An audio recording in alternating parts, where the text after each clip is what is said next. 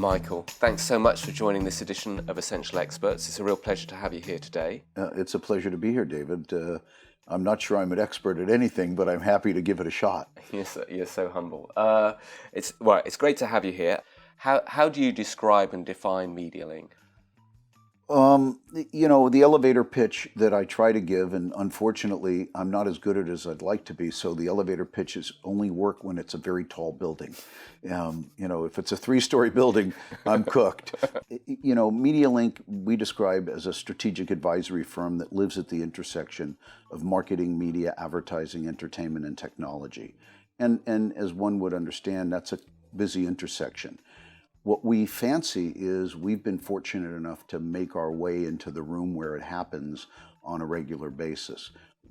Because of our unique business model, meaning we represent everybody, and it gives us visibility that is a treasure and a blessing because we understand how everybody's thinking, and we have the ability to do that on a step and repeat basis. So if we're representing a brand, we're learning from the brand's perspective. If we're representing an agency, we're representing and thinking from the agency's perspective. If it's a publisher, if it's a tech platform, if it's a financial services investor, because we do a lot of diligence for investment, decisions for the private equity and strategic investment.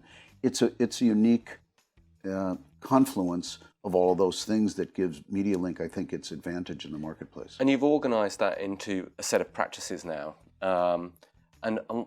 Could you walk me through those practices and particularly what's driving each of them right now? So the way we look at the pie chart, if you will, of MediaLink's service offerings, we have our executive search practice, which, headhunting in the purest sense, which we're proud of. It continues to grow, and we do that talent acquisition across all the industries that I just alluded to: marketing, media, advertising, entertainment, and tech. And I guess disruption doesn't hurt that business. No, and the M&A and all of that in our industry is a great help there, because we don't look at talent just as finding the person.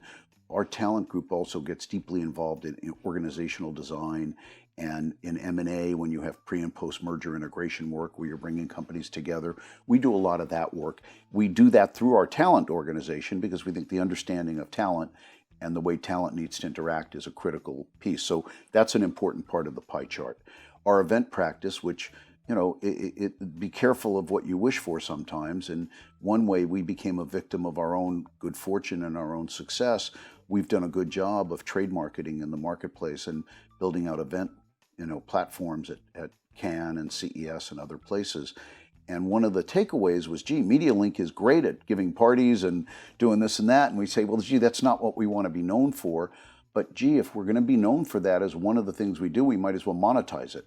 So we do an event practice, that allows us to work with and curate and program conferences and the clients who come to those conferences, Cannes and the like. So that's a big part of our business, the curation and the journeys that we take our partners on. And this is a very high-touch experience. Extremely. It's concierge-level service. Right. And it's not just making the reservations.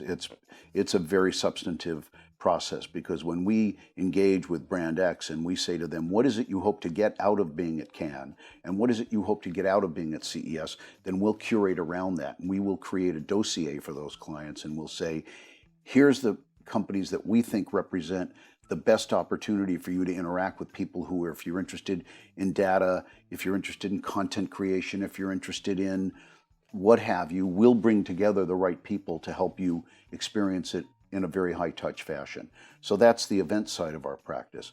The core of the business, of course, David, is our strategy and advisory work at that intersection, and that is our primary business when I look at that pie chart, and that's helping companies of all shapes and sizes in the journey around transformation. If you have to reimagine yourself in direct-to-consumer marketing, you have to reimagine your strategic imperatives, and you have to transform the way you're thinking, and you have to put digital at the core, and you have to, it's like the See Her initiative in the advertising industry for female, for gender equality. I think their mantra is, if you can't see her, you can't be her. If you need to think in terms of transformation, you actually have to do it. You actually have to see it. And we think we bring that experience to those companies that we're helping on that journey.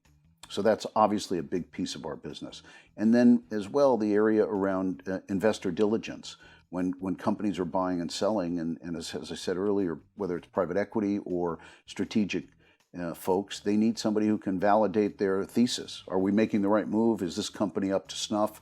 What do we need to do? So JC Yuva runs our investor diligence practice, and that's a very robust area. And then, of course, the thing that we're probably most well known for in media circles is running the creative and the media reviews that we do on behalf of the brands of all shapes and sizes. As you know, and this is public, obviously, we're in the midst now of managing a global review for the Walt Disney Company, who's going to figure out over the next several months who's going to manage, several $1 billion of media that they spend as an advertiser.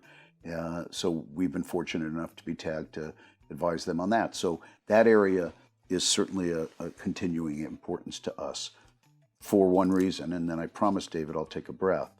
But you can understand, if we're fortunate to be in the room when the agencies are offering up their best advice by their best people on the best day because they're pitching for business, we get to see that. And we learn so much from that. And it informs the rest of what we do. Because if you want to figure out what the trends are, then listen to what people are saying.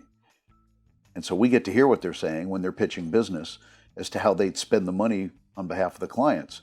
That gives you a good indication of where the puck is going, as we say in hockey. You try to skate to where the puck is. Be in the room. Be in the room. Yeah.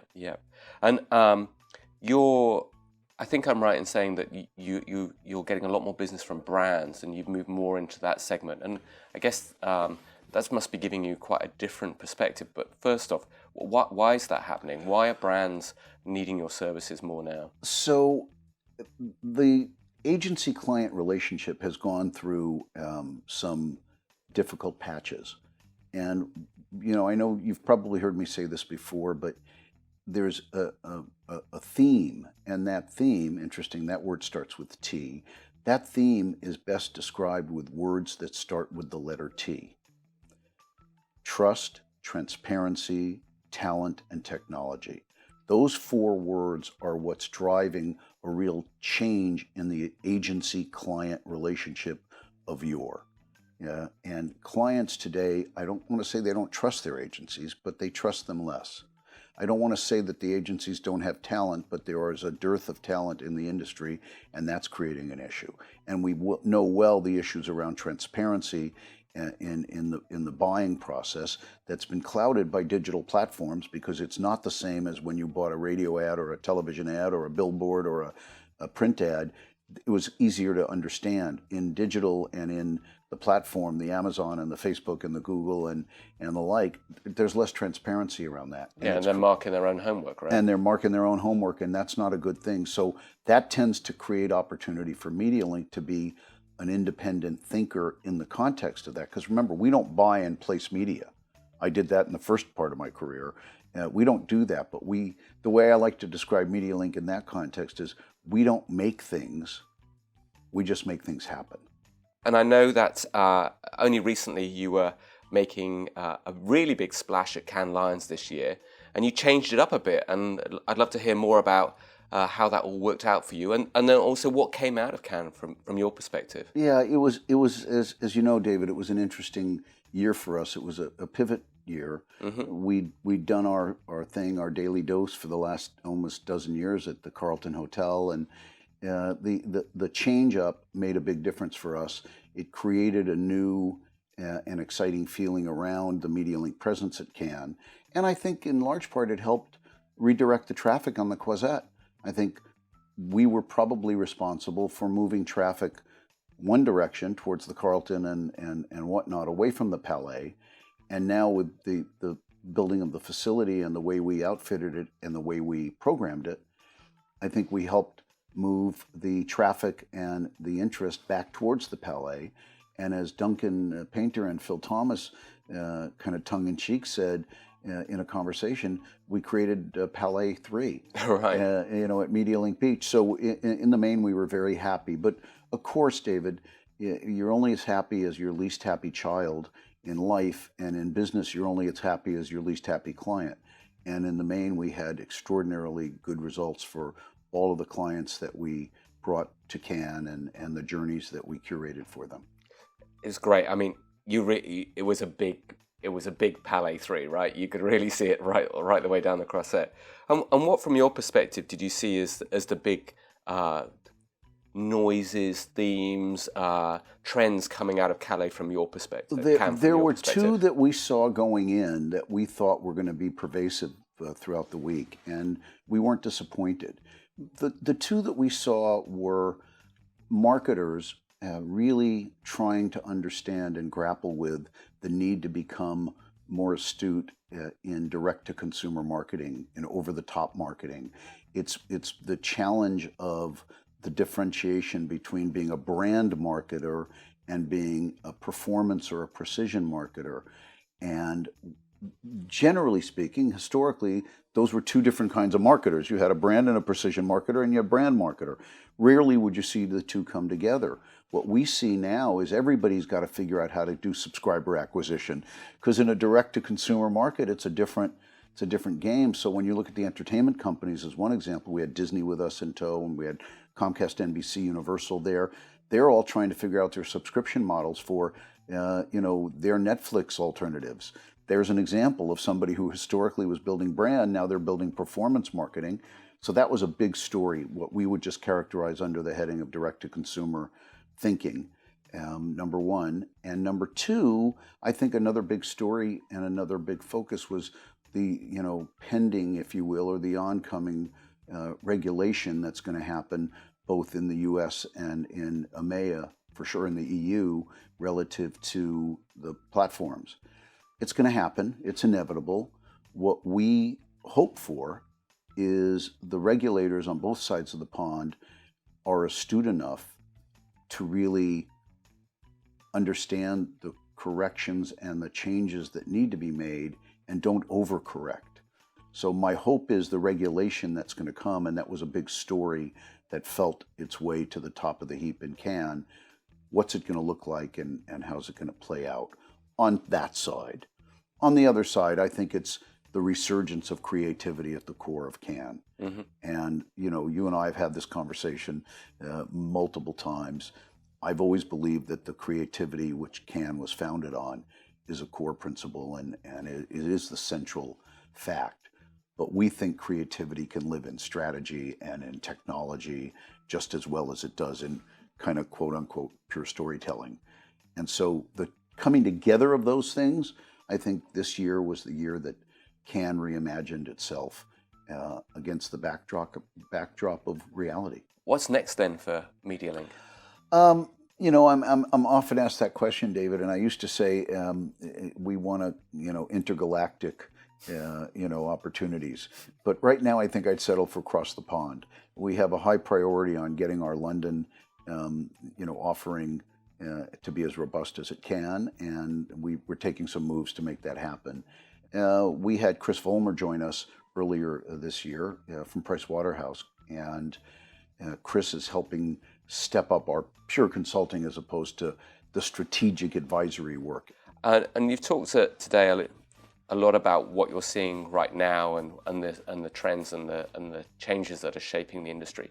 A bit further out, what do you think are the key trends that are going to be maybe more like 18, 24 months out that are going to be, which you probably are beginning to get quite a view on? What's coming next? Yeah, I think the source of creativity in the industry, I think, is in a real transition. Traditionally, it was owned by the bold-faced names, the Ogilvy and McCann and Wunderman and Thompson and the like. Today, I think every publisher fancies themselves a content creator, and the brands themselves are creating studios. Unilever's got a studio, Marriott's got a studio in-house. So I think the where content is being created is going to be continuing to evolve again, and so I think that's a big theme when you look at Disney or Comcast or Warner. When they're in a conversation with a marketer today, they're not only saying we need to sell you spots and dots, they're actually now saying, once we understand what your strategic imperative is, we can actually help you create the message. You don't need always to go to, and again, this is a challenge for the traditional creative agencies. You don't always need to go to a traditional creative agency to get a good creative idea. You may go to Disney and they may say, this is how you could communicate that message to the client. And all of a sudden, you've got a new creative agency, utilizing air quotes for that. Yeah. It's a fascinating time and future. Michael, it's been such a pleasure. Thank you very much. My pleasure, David. Always enjoy chatting.